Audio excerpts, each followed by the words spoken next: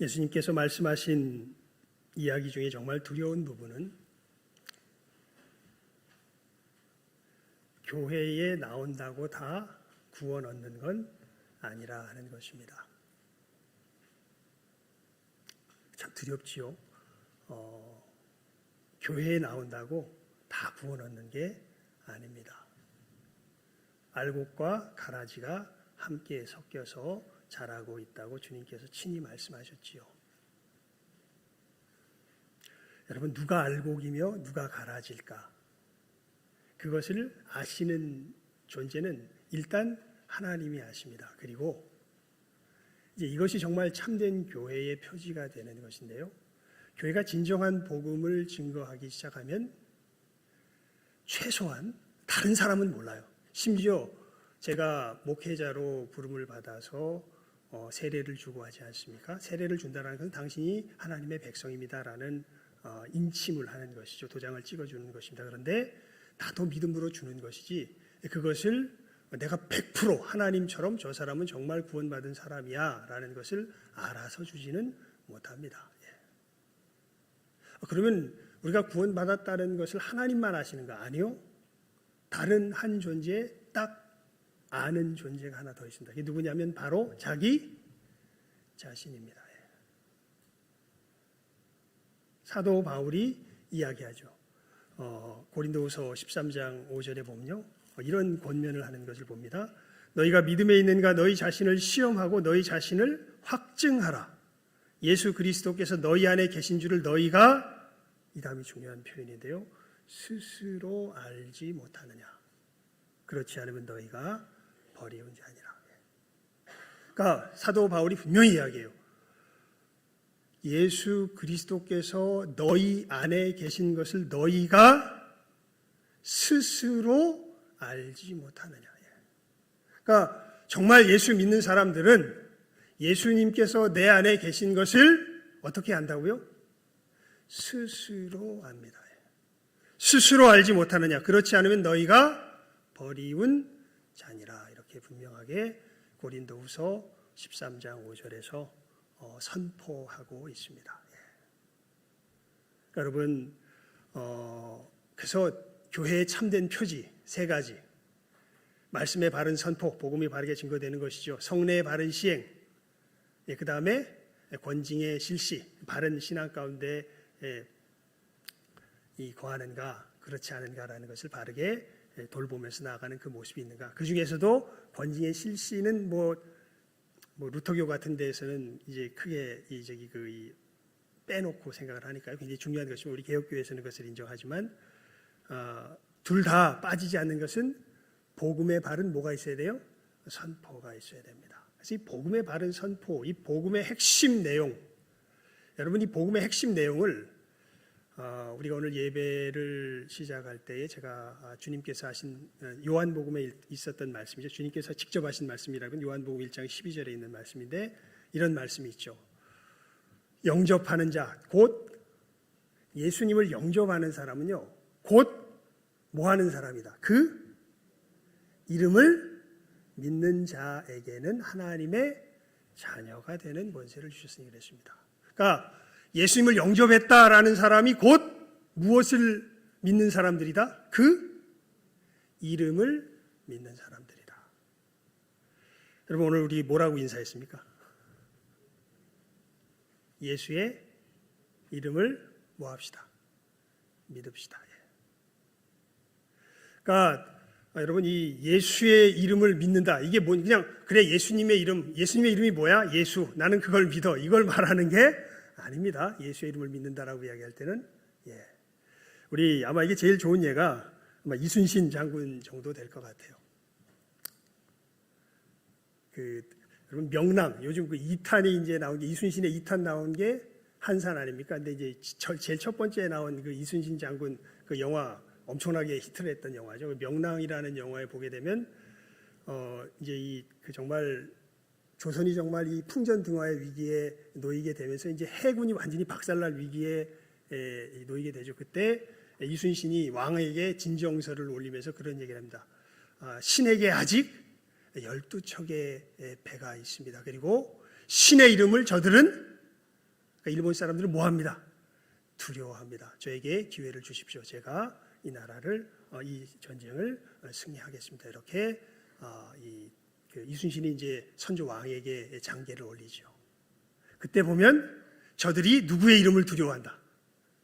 자기의 이름을 두려워한다라는 이야기를 하죠. 여러분, 이순신의 이름이 뭡니까? 해전의 제왕. 예. 붙었다 하면 이때까지 백전 한 전쟁마다 어떻게 된 거예요? 일본에서 다 졌어요. 참 신기하죠. 여러분, 뭐 거북선이 좋아서 이긴 게 아닙니다. 왜냐하면 원균 같은 사람이 이 배를 맡아가지고 전쟁을 하니까요, 완전히 대파해가지고 조선 해군이 다 망해버렸습니다. 그래서 겨우 남은 게 12척입니다. 근데 놀랍게 명랑, 아마 영화 보시면 그 감동이 참 새록새록 올 겁니다. 명랑 해전을 보게 되면 12척인지 13척인지 하여튼간 그 배를 가지고서 몇 척을 격파해버려요? 133척의 왜군의 배를 격파해버리죠. 그래서 다시 이 해상의 장악권을 조선에 가져오는 이제 이 놀라운 반전의 역사가 이루어지는 것이 바로 명랑해전 아닙니까? 그러니까 이순신 그러면 그 이름의 의미가 뭐예요? 해전의 제왕. 예. 바다에서 붙으면 반드시 뭐한다? 이긴다. 이게 이제 이순신의 이름이죠. 여러분, 예수님 그러면 예수님의 이름의 그 능력이 뭡니까? 예수님의 이름이 뭘 나타냅니까? 다시 우리 예수님 말씀, 그 요한복음 말씀 생각해 볼까요? 영접하는 자, 곧 그 무엇을 믿는 자? 이름을 믿는 자. 그 예수님의 그 이름은 뭘 의미할까요, 그러면? 다른 것 아닙니다. 천사가 요셉에게 나타나서 네가 약혼한 마리아가 아들을 낳을 건데 그 이름을 뭐라 하라? 예수라 하라. 그러면서 왜 예수라 할 것인지 그 이름의 의미를 천사가 친히 알려줘요. 뭐라고 이야기하냐면 이는 저가 자기 백성을 저희 죄에서 구원할 자이십니다. 그러니까 예수의 이름의 의미가 뭐예요? 자기 백성을 저희 죄에서 구원하는 그 구원의 역사가 바로 뭐의 의미예요? 예수님의 이름의 의미입니다.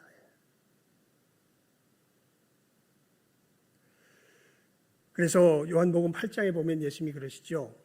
진리가 너희를 자유케 하면 너희가 참으로 자유하리라. 우리가 종이 되었던 적이 없는데요. 죄를 범하는 자마다 죄의 종이라. 하지만 아들이 너희를 자유케 하면 너희가 참으로 뭐하리라? 자유하리라. 주님 말씀하시죠. 그러니까 예수의 이름의 의미는 우리를 어디에서 자유케 하는 이름입니까? 죄에서 자유케 하는 이름입니다. 자, 그게 예수의 이름의 의미예요. 그래서 영접하는 자, 곧 그 이름을 믿는 자들에게는 예수님께서 우리를 어디에서 자유케 하신다? 죄에서 자유케 하신다. 그 이름을 믿는 자들에게는 무슨 권세를 주셨다? 하나님의 자녀가 되는 권세를 주셨다. 그게 요한복음 1장 12절의 말씀의 내용이죠. 우리 지금 사도신경 이렇게 이제 사실 오늘 우리가 보아야 할 대목이 어디입니까? 그 따로 떼어서 혹시 말하실 수 있는 분 계실까요? 우리가 오늘 함께 나누어야 할 대목, 사도신경의 신앙 고백. 제목 보고 대충 유추하실 수 있을 텐데, 본디오 빌라도의 고난을 반사한 다음이 뭡니까? 십자가에 못 박혀 죽으시고 그 다음에 어떻게 돼요? 장사한 지 사흘 만에 다시 살아나사. 이 부분입니다. 여러분, 하나하나 나눠서 하기보다 이걸 한꺼번에 묶었어요. 십자가에 못 박혀 뭐 하시고? 죽으시고 그 다음에 어떻게 돼요? 장사한 지 사흘 만에 다시 뭐 하사? 부활하사. 다시 합니다. 이거 굉장히 중요합니다. 시작. 십자가에 못 박혀 죽으시고 장사한 지 사흘 만에 다시 다시 산가? 갑자기 저도 그렇게 하니까 예. 다시 어떻게 되죠? 나시 언가요? 예. 나시며 봅시다. 예. 예. 나시며네요. 예. 장사한 지 사흘 만에 죽은 자 가운데서 다시 나시며. 자, 오늘 우리가 살펴볼 이 사도신경의 신앙 고백의 내용이 뭐라고요?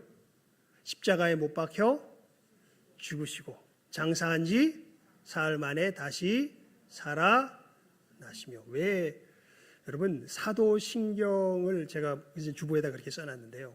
다이아몬드 반지에 비유한다면 이 십자가에 못 박혀 죽으시고 장사한 지 사흘 만에 죽은 자 가운데서 다시 살아나시면은 이 다이아몬드 반지에 뭐에 해당할까요? 다이아에 해당합니다. 우리가 성경 말씀을 제대로 믿어야 구원을 얻잖아요. 근데 지금 우리 주변에 까딱까딱 숨이 넘어가는 사람이 있습니다. 이 사람에게 구원 얻을 수 있도록 복음의 메시지를 전해야 되는데 이 사람에게 성경 말씀 모두를 다 지금 전할 수는 없잖아요.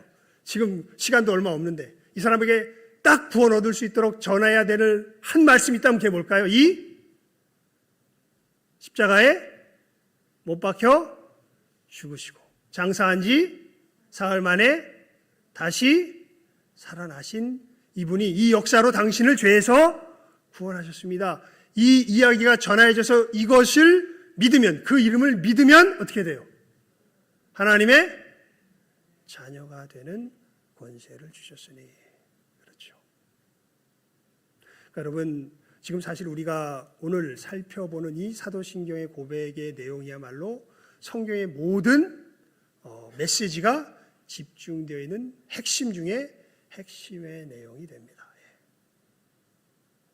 그래서 이 의미를 우리가 최소한 이 세 가지 뜻에서는 확실하게 알아야 예수께서 내 안에 계신 것을 우리가 우리 안에서 확인할 수 있습니다. 그러니까 이 부분에 있어서는 자기 양심으로 알 수 있는 거예요. 이 부분은 누가 옆에서 강요한다고 되지 않습니다. 정말 하나님의 성령께서 역사하셔야 우리가 이제 조금 후에 나눌 이 세 가지 내용이 정말 자기 속에서 믿어지는 사람들. 맞습니다. 정말 그렇습니다. 이것은 성령의 역사 외에는 다른 일로 일어나지 않습니다. 그리고 그 성령의 역사가 일어난 사람은 이 세 가지 사실을 자기 무엇으로 아냐 하면 양심으로 알아요. 믿음으로 알아요. 그래서 아까 사도 바울이 이야기했죠.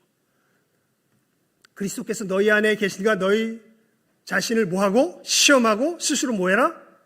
확증해라. 너희 안에 계신 것을 너희가 스스로 알지 못하느냐? 그렇지 않으면 너희가 뭐한 자다? 버리운 자다. 이렇게 말씀하셨죠. 여러분, 제가 미국에 있었던 경험 말씀 종종 드리죠. 미국에서 이제 교회를 부교육자로 섬길 때 여기 미국에 있는 노회에 소속되어서 미국에서 노회하면요 막 비행기 타고 막 줄을 날라다녀서 노회를 합니다. 카트리나가 왔던 갑자기 도시 이름이 좀 그 태풍 카트리나가 왔던 그 도시에서 이제 노회를 할 때였는데 한 5시간 정도 비행기 타고 4시간인가 밑으로 내려왔었습니다. 거기서 한 목사님이 그런 얘기를 하세요. 정말 우리가 믿는 믿음의 사람들, 교회의 교인들의 믿음을 잘 점검하는 것이 필요합니다라는 이야기를 하면서 자기 이 동네에서 일어났던 일을 말씀하시는데요. 무슨 얘기를 하시냐면 정말 존경받는 장로님이 계셨대요. 이건 그냥 존경받는 게 아니라 우리 사회에서도 우리 대한민국 사회에서도 저명하신 인사였던 것 같아요. 이름만 대면 다 알 수 있는 분이라 그래요. 그리고 정말 교회를 잘 섬기셨다 그럽니다. 그래서 모든 그 주변의 교회 사람들이 그 교회를 부러워했대요. 야, 저런 장로님이 계셔서 참 좋겠습니다라고 부러워했다 그럽니다. 그런데 덜커덕 이 장로님이 암이 걸리셨답니다. 그리고 예배를 나오지 못하죠. 그래서 예배를 나오지 못해서 이제 목사님이 일단 신방을 감당. 근데 어떤 면에서 조금 이렇게 나빠진다고 계속 나빠지는 게 아니니까요. 조금 호전됐다는 얘기가 들리는데도 나오지 않으시더래요. 그래서 걱정이 돼서 이제 찾아가 봅니다. 찾아가서 얘기를 하는데 뭐가 심상치가 않아요. 그래가지고 넌듯이 다시 묻습니다. 장로님, 예수님께서 우리 죄를 위하여 죽으신 것을 믿으시지요? 라고 물어보니까요. 그때 정말 이 목사님이 충격적인 이야기를 들으시는 거죠. 예수고 뭐고 다 귀찮소. 여러분, 얼마든지 우리가 사람들이 보기에 좋은 모습을 보여줄 수 있습니다. 그리고 나서 결국은 그렇게 예수님을 부인하고 교회에 나오지 않으시고 생을 마감하셨다는 거예요. 제가 노예에 갔을 때 그러한 이야기를 하시더라고요. 그래서 우리가 우리 성도들의 믿음을 잘 점검하는 것이 정말 중요하게 보입니다. 저는 정말 그 이야기를 듣고 충격을 받았습니다. 이렇게 이야기를 하시더라고요. 그래서 여러분, 이 정말 이 예수의 이름 다른 것 아니죠? 우리를 어디서 자유하게 하신다? 죄에서 자유하게 하신다. 어떻게 해요? 그 어떻게에 해당하는 내용이 사실 우리가 오늘 읽은 본문 말씀의 내용입니다. 예수님께서 우리를 죄에서 자유하게 하시는데 그럼 어떻게 자유하게 하시나? 우리 로마서 3장 25절 말씀 다시 한번 읽도록 하겠습니다. 시작하면 읽습니다. 시작. 이 예수를 하나님이 그의 피로 인하여 믿음으로 말미암는 화목 제물로 세우셨으니 이는 하나님께서 길이 참으시는 중에 전에 지은 죄를 간과하심으로 자기의 의로우심을 나타내려 하심이니. 아멘. 여기서 특별히 우리가 초점을 맞추어야 할 단어가 뭐냐면 화목 제물입니다. 화목 제물. 그러니까 예수님께서 우리를 죄에서 자유하게 하셨다. 어떻게 해요? 예수님이 뭐가 되심으로? 화목 제물이 되심으로 우리를 죄에서 자유하게 하셨다. 여러분, 사실 우리 인간의 상태는요, 하나님의 진노 가운데 처하여 있는 상태입니다. 무슨 얘기냐면 우리는 이대로 있으면 다 어디 갈 존재들이라는 거예요. 지옥 갈 존재들이라는 거예요. 누구 하나 예외가 없습니다. 난 그래도 쟤보단 난데? 야, 니들 뭐 예수쟁이들 뭐 예수 믿고 한다면 맨날 니들끼리 지지고 먹고 싸우고 그렇게 추접하게 사느니 그냥 예수 안 믿고 떳떳하게 나처럼 사는 게 훨씬 나. 하나님이 보시면 니들보다 내가 낫다 그래. 이런 사람들 주변에 있습니까? 없습니까? 있습니다. 근데 그 우리들의 드러나는 겉모습과 자기의 겉모습 그 제대로 비교했는지 모르겠지만 뭐 그렇게 얘기하는 사람도 있긴 있잖아요. 근데 그렇게 사람과 사람을 비교할 게 아니라 내 양심 속에서 내 양심이 나에게 요구하는 내 삶의 길과 나를 비교해 볼 때 그 사람도 자기가 내 양심을 따라 온전하게 살았다고 말할 수 있을까요? 못할까요? 못합니다. 그러니까 우리가 하나님 앞에 죄인이라는 것을 가장 잘 알 수 있는 부분이 그 부분입니다. 우리가 어디에 비추어 볼 때? 우리 양심에 비추어 볼 때 우리가 떳떳하다고 말할 수가 없는 것이죠. 그것이 바로 우리가 하나님의 진노를 받아 지옥에 갈 마땅한 상태라는 것을 증거하는 증거가 됩니다. 그래서 우리 복음을 전할 때 이 질문이 아주 대표적인 질문이 되죠. 당신 오늘 죽으면 천국에 갈 수 있겠습니까? 여러분, 오늘 당장 죽으면 천국에 갈 수 있겠습니까? 진실하게 예, 천국에 갈 수 있습니다. 진실하게 정말 자기 마음속에 흔쾌히 맞습니다. 제가 천국에 갈 수 있습니다. 이렇게 대답하실 수 있는 분이 있으십니까? 아이고, 뭐가 좀 깨림직한데 며칠 좀 시간이 더 있어야 되겠는데. 그 얘기는 뭔가 불투명한 부분이 있고 정리되지 않은 부분이 있다는 거죠. 그래서 이게 정리가 돼야 하나님 앞에서 바르게 설 것 같은데 요거 시간이 없네. 그래서 오늘 당장 좀 못 갈 것 같은데 그런 마음이 드는 것이죠. 그래서 여러분, 이 진짜 복받은 영혼들은요, 하나님 앞에 우리의 이런 상태를 깨달아 안 사람들이에요. 그리고 자기가 의롭게 되기, 하나님 앞에서 이 의를 갖추기 위해서 그런 사람들이 애를 써봅니다. 그러니까 여러분, 뭐 율법적 하는데 되게 이게 뭐랄까 아무짝에도 쓸모없는 것처럼 이야기인데 사실 율법적인 것은 굉장히 쓸모있는 얘기입니다. 우리를 구원하는 이야기는 아닌데 우리가 구원에 이르게 되는데 굉장히 필요한 과정 중에 하나예요. 사실은 정말 자기 자신의 이 불의함을 느끼는 사람은요, 어떻게 해서든지 이 불의함에서 벗어나기 위해서 스스로 뭐 해보는 사람이에요? 애써보는 사람이에요. 근데 애쓰면 애쓸수록 알게 돼요. 내가 이 하나님의 법에 따라 살 수 없는 존재라는 거예요. 그리고 그 하나님의 법에 따라 살 수 없는 존재라는 것이 어떤 것을 통해서 알게 되냐면 결국 여러분, 거짓말하지 말아라. 아무리 네 이익과 자존심과 모든 것들이 결부되어도 우리 양심 이야기예요. 거짓말하지 말아라. 저주하며 증오하지 말아라. 아무리 네 속에서 네가 위협을 느끼고 뭔가 억울하게 느껴지고 해도 증오하며 저주하지 말아라. 이게 살인하지 말라는 계명의 참된 의미잖아요. 그런데 막다른 골목으로 몰리면 우리는 거짓말하지 않고 어떻게 살 수 있는가? 내가 다른 사람을 죽이지 않고 저주하지 않고 내가 어떻게 살 수 있는가? 무엇을 버릴 수밖에 없어요. 양심 속에서 이야기하는 거짓말하지 말라, 살인하지 말라라는 하나님의 말씀을 뭐 할 수밖에 없어요. 우리가 버릴 수밖에 없죠. 여러분, 우리가 다 압니다. 사람들이요, 결국 범하는 죄 중에 제일 무서운 죄가 뭔 줄 알아요? 내 이웃이 내게 범하는 죄 중에. 그건 뭐 내 부모건 형제건 다 똑같아요. 결국 이 죄를 범하면요, 우리는 용서할 수 없어요. 이게 뭔 줄 아세요? 괘씸죄입니다. 내 다리를 상하거나 팔을, 그러니까 상황이 돼가지고 이해가 되면 뭐 어쩔 수가 없어요. 막 어떻게 이게 굴러 떨어지다가 굴러가지고 내 발을 콱 쳐가지고 내 다리가 부러졌어요. 그러면 그 사람이 뭐 어떻게 할 수도 있었겠는데, 굴러서 떨어질 수 있겠는데 어떻게 하죠? 물론 뭐 배상을 받고 뭐 이렇게 하지만 그렇게 밉지는 않잖아요. 뭐 아파서 그냥 그 순간에 좀 통증 때문에 고통스럽긴 해도 어떡하겠나, 제가 그렇게 돼서 했는 걸. 하지만 어떤 죄에 걸리게 되면, 괘씸죄에 걸리게 되면, 그럼 어떻게 돼요? 미움이 점점 어떻게 됩니까? 증폭되어져 나가죠. 근데 왜 괘씸해집니까? 내가 절대적인 가치로 여기는 것을 저 사람이 내 삶에서 부인해 버려서 그래요. 웬만한 건 우리가 넘어가 줍니다. 그런데 내가 절대적 가치로 여기는 것을 저 사람이 내 삶에서 내 삶의 근간을 이루는데 이것을 부숴버리면요, 우리 속에는 어떤 생각이 확 들어오냐면 괘씸하다는 생각이 확 들어옵니다. 그 다음부터는 뭔 죄가 적용돼요?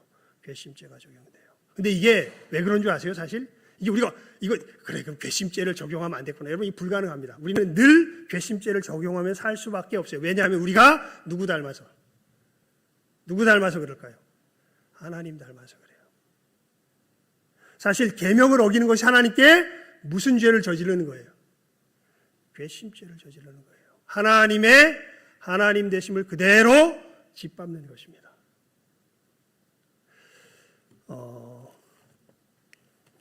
사무엘상, 이것은 그냥 직접적인 표현이 되기 때문에요. 읽어보세요. 사무엘상을 펴보십시오. 16장. 사무엘상 16장. 예. 죄송합니다. 15장. 예. 사무엘상 15장. 예.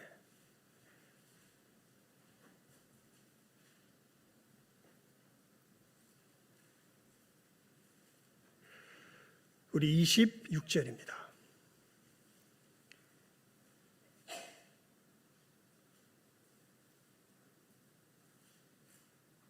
우리 함께 읽어볼까요? 사무엘상 15장 26절 말씀 시작하면 읽습니다. 시작. 사무엘이 사울에게 이르되 나는 왕과 함께 돌아가지 아니하리니 이는 왕이 여호와의 말씀을 버렸으므로 여호와께서 왕을 버려 이스라엘 왕이 되지 못하게 하셨음이니이다 하고, 자, 여기서 사무엘이 굉장히 분명한 표현으로 이야기를 해요. 사울이 그 모든 아말렉 족속을 진멸하지 않은 것을 놓고서 왕이 여호와의 무엇을 버렸으므로? 말씀을 버렸으므로. 그래서 여호와께서 누구를 버려? 왕을 버려. 그러니까 여러분, 하나님의 말씀을 이렇게 무시하고 버리는 것이 사실은 누구를 버리는 길이에요? 하나님을 버리는 길이에요. 여러분, 예수님께서 우리의 신앙의 핵심이 예수님의 십자가의 죽으심과 부활하심이라 그랬죠. 예수님의 십자가의 죽으심의 의미가 무엇인지는 귀가 닳도록 제가 여기서 강단에서 선포했었죠. 그게 뭡니까? 예수님께서 누구에게 버리심을 받으시는 사건이에요? 하나님께 버리심을 받는 사건이에요. 사실 우리가 하나님의 말씀을 버렸기 때문에 우리가 하나님께 뭘 받아야 돼요? 버림을 받아야 돼요. 근데 이 버림을 받고 견뎌낼 수 있는 존재가 없습니다. 버림 받으면 우리는 끝장이에요. 부분적으로 버림받아서 나타나는 모습들이 로마서 1장 18절부터 32절 가운데 잘 나타나죠.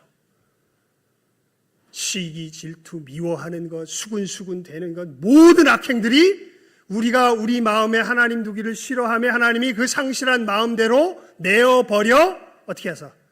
두사. 그렇게 하나님이 내어버려 두시면 우리는 어떤 상태로 돼버려요? 인간이 아닌 악마가 되는 상태로 되어져 버리죠. 여러분, 정말 두렵습니다. 우리가 이 예수를 믿어야 되는 정말 중요한 이유가 지옥까지 안 와야 되기 때문에 예수를 믿는 거예요. 사실은 지옥이 다른 것이 아니라 누구에게 버림받는 것이에요? 하나님께 버림. 근데 우리는 하나님께 버림 받아야 돼요. 왜냐하면 하나님 공의의 하나님이시라 우리가 하나님의 말씀을 버림으로 우리가 이미 하나님을 뭐 했기 때문에? 버렸기 때문에. 하나님은 반드시 그 공의의 법대로 우리를 눈에는 눈, 이에는 이, 생명에는 생명, 우리를 반드시 뭐 하셔야 돼요? 버리셔야 돼요. 그게 하나님의 공의입니다. 근데 우리가 그렇게 버림받으면 우리는 지옥에서 영원히 헤어나올 수가 없습니다. 그래서 그것을 보시고 하나님이 우리를 어떻게 여기셔서? 불쌍히 여기셔서 하나님이 세상을 어떻게 해요? 이처럼 사랑하사 독생자를 주셨으니 이는 저를 믿는 자마다 멸망치 않고 영생을 얻게 하려 하심이라. 여러분, 예수님께서 우리를 어떻게 우리 죄에서 자유케 하시냐면요, 이 하나님과 우리가 화목해져야 되는데 이 화목해지려면 두 가지가 필요해요. 뭐냐면 우리가 하나님 앞에 저질러졌던 죄값이 우리 손에서 치루어져야 되고요, 또 우리가 다시는 이제 그 죄 가운데 거하지 않을 것이라는 의에 대한 보증을 하나님 앞에 드려야 돼요. 이 두 가지가 반드시 필요합니다. 뭐와 뭐가 필요하다고요? 우리의 죄 값을 반드시 치러야 하고 우리의 의의 보증을 하나님께 뭐 해야 돼요? 드려야 돼요. 근데 우리는 의의 보증을 드리기는커녕 죄 값조차 치를 수 없습니다. 근데 그걸 반드시 누가 해야 돼요? 우리가 해야 돼요. 그래서 여러분, 우리 사도신경으로 신앙 고백할 때서 앞에 부분이 그 얘기 안 해요. 우리 주 예수 그리스도를 믿사오니 그 외아들 우리 주 예수 그리스도를 믿사오니 이는 성령으로 어떻게 돼요? 잉태하사 누구에게 나시고? 동정녀 마리아에게 나시고. 이게 하나님께서 누가 되셨다? 우리 인간이 되셨다. 왜 인간이 되셔요? 우리가 하나님과 화목하려면 우리가 하나님께, 내가 하나님께 뭘 드려야 돼요? 이 죄값을 치러 드려야 되고, 내가 하나님께 뭘 드려야 돼요? 이 의의 보증을 드려야 돼요. 우리는 할 수 있어요, 없어요? 못해요. 그래서 이런 우리를 하나님이 보다 못해 사랑이신 하나님께서 이 불쌍히 여기셔서 예수님을 보내셨고 예수님이 우리가 되셔서, 여러분, 그래서 굉장히 중요한 신앙, 교회는 예수님의 뭡니까? 몸입니다. 어떻게 하셨는지 몰라요? 예수님이 우리를 자기 몸으로 삼으셨어요. 언제 하셨는지는 대충 짐작이 돼요. 세례 요한에게 세례 받으셨을 때 아마 하신 것 같아요. 왜냐하면 세례 요한에게 세례 받는 것은 죄인이 아니면 세례 못 받거든요. 다 자기 죄를 고백하며 세례 받는데 예수님 죄를 지은 적이 없으세요. 근데 예수님께서 세례 요한에게 세례 받으니 깜짝 놀라가지고, 예수님이 내게 세례를 주셔야지 어떻게 내가 예수님께 세례를 드려요? 그러니까 이렇게 하여 하나님의 의를 이루는 것이 합당하다 말씀하시면서 세례 요한에게 세례를 받으세요. 그럼 예수님도 뭘 고백하셨다는 얘기야? 그러면 죄를 고백하셨다는 얘기죠. 예수님 죄가 없는데 어떻게 예수님이 죄를 고백하세요? 놀랍게도 우리를 예수님의 몸으로 삼으시면서 우리 죄가 누구 죄가 되게 하신 거예요? 예수님 죄가 되게 하신 거예요. 몇 번 말씀드렸죠. 하나님은 십자가 위에서 쇼하지 않으신다고요. 죄가 없는데 죄인처럼 처벌하실 수 없다고요. 예수께서 십자가에 죽으실 때는 예수께서 뭐가 있으셨던 거예요? 죄가 있으셨던 거예요. 누구의 죄가? 우리의 죄가.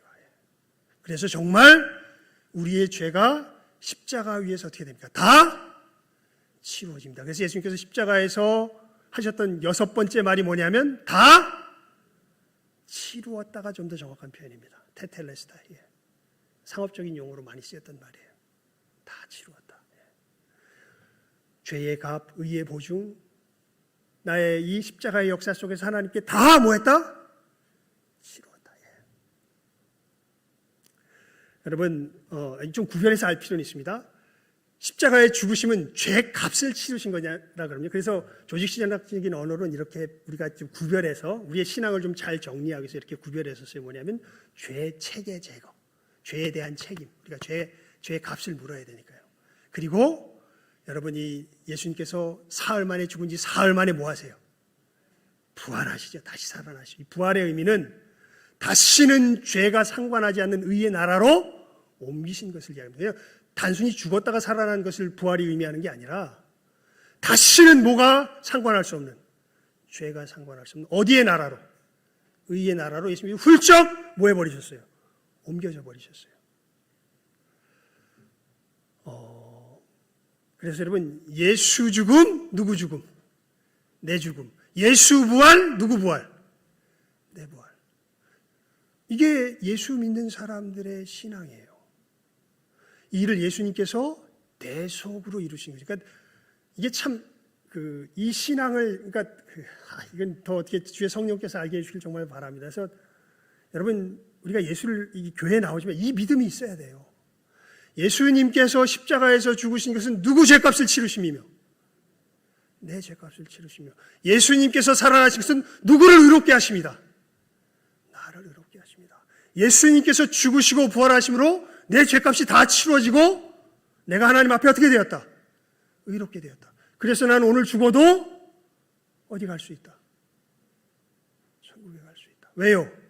내가 죄에서 자유하게 되어 의롭게 된 것은 누구의 공로 때문이기 때문에, 예수의 공로이기 때문에. 여러분, 그래서 예수 그 믿음, 그러니까 우리 다시 한번 해볼까요? 우리 사도신경의 이 부분 시작. 십자가에 못 박혀 죽으시고 장사한 지 사흘 만에 죽은 자 가운데서 다시 살아나시며 누구 죄 때문에? 내 죄 때문에. 누구를 이롭게 하기 위해서? 나를 이롭게 하기 위해서. 여러분 이게 정말 믿어지는 사람은요 이 고백을 하게 돼요. 내가 그리스도와 함께 십자가에 못 박혔나니 그런즉 이제는 내가 산 것이 아니 오직 내 안에 그리스도께서 사신 것이라. 여러분 진짜 이 고백이 여러분 신앙 양심 속에서 울려 나옵니까? 내가 그리스도와 함께 십자가에 어떻게 됐나니? 예수님께서 십자가에 못 박힌 사건은 누가 못 박힌 사건이라는 거예요. 내가 못 박힌 사건이요. 예수님께서 부활하신 사건은 누가 부활한 사건이라는 거예요. 내가 부활한 사건이라는 거예요.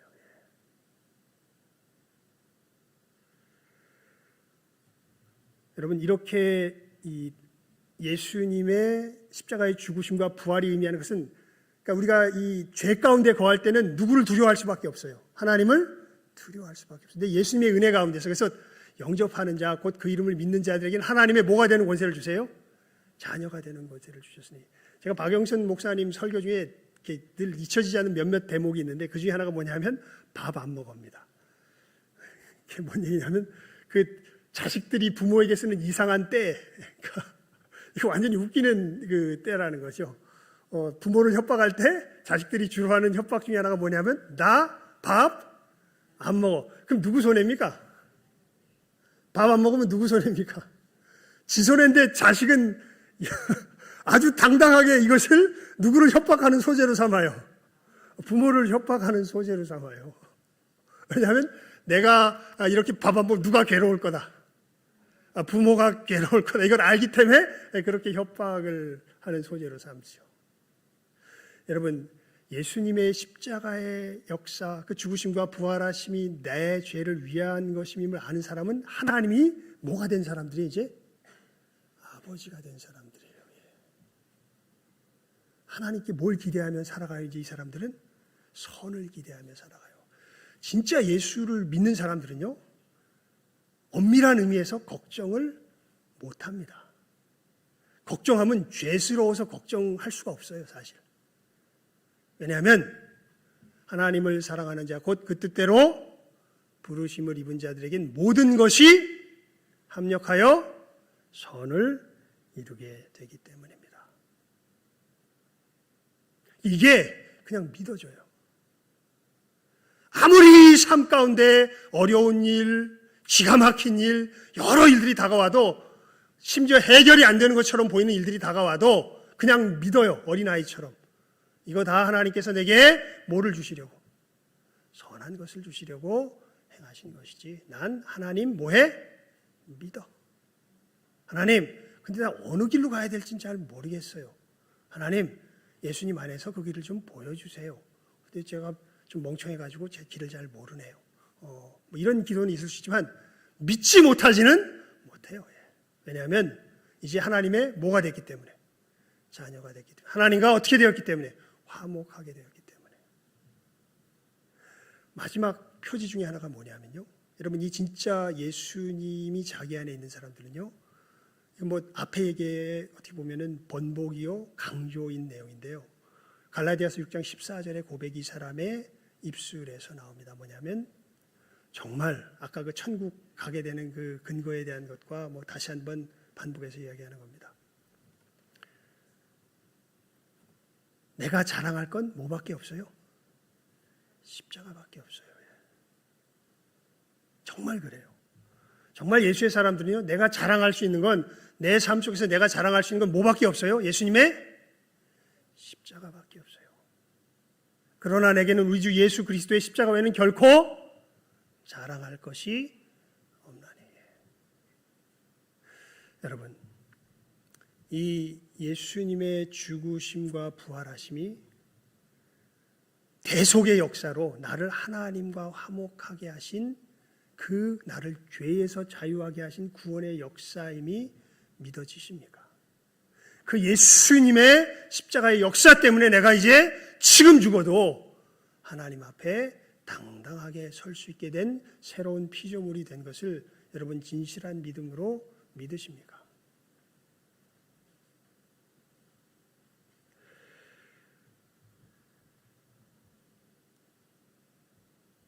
제가 존경하는 마틴 로이존스 목사님은요, 평생 주일 오후 예배 때 설교를 전도 설교를 하셨습니다. 거기에 수많은 사람들, 예수 믿고 세례 받는 사람들인데 몇천 명의 사람들이 모여서 예배 드리는데, 정말 주님 안에서 훌륭한 일을 사람들 많은 사람들인데, 평생을 오후 예배 시간은 예수 믿으라는 전도 설교를 하셨어요. 왜냐하면 누구도 모릅니다. 단 누구와 누구만 알아요? 하나님과 자기 자신만 알아요. 그래서 전도 설교를 하신 것이죠. 천국에서 다 볼 수 있길 바라서.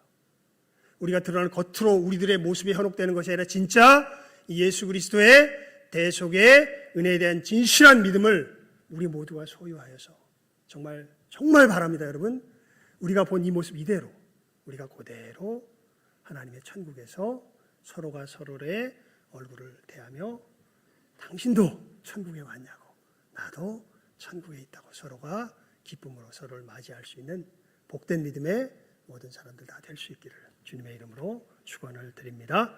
기도하겠습니다.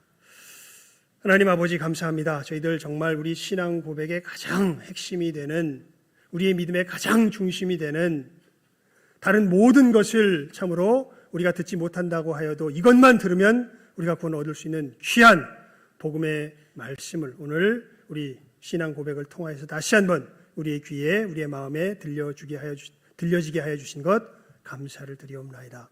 하나님, 우리 귀한 심령들, 예수님의 십자가의 죽으심과 부활하심이 바로 내 죄를 위한 것임을 분명한 믿음으로 믿는 생명의 신앙 가운데 다 거하게 하여 주시기를 간절히 바라옵고 소원하옵나이다. 오직 이 믿음 속에서 우리가 하나님과 화목되며 우리가 진정 영생의 삶을 누리게 되는 것임을 이 시간 함께한 우리 모든 귀한 영혼들 다 깨달아 하는 신령한 지혜가 있게 하여 주시고, 이 복된 믿음 가운데 우리 모두가 거하게 하여 주시기를 간절히 바라옵고 소원하오며 모든 것 예수님의 이름으로 기도드리옵나이다. 아멘. 우리 찬송 142장